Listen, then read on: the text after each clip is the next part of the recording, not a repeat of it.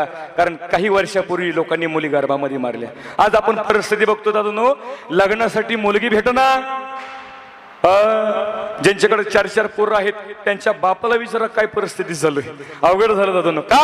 अरे ज्या वेळेला मुली भेटायच्या त्यावेळी एकाकडनं 2-2 बायका केल्या, काय काय ना 3-3 बायका केल्या, काय काय नाही. आमच्या गावात एक महत्वाचं, त्याला अर्धा डझन बायका आहेत बाबा.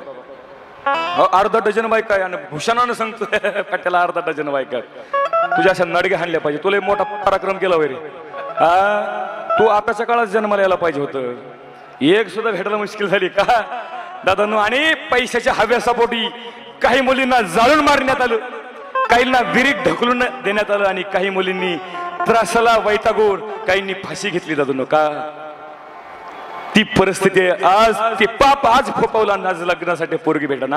आणि दुसरी गोष्ट म्हणजे काही लोकांनी मुली गर्भामध्ये मारल्या. म्हणून मुलगी वाचवा.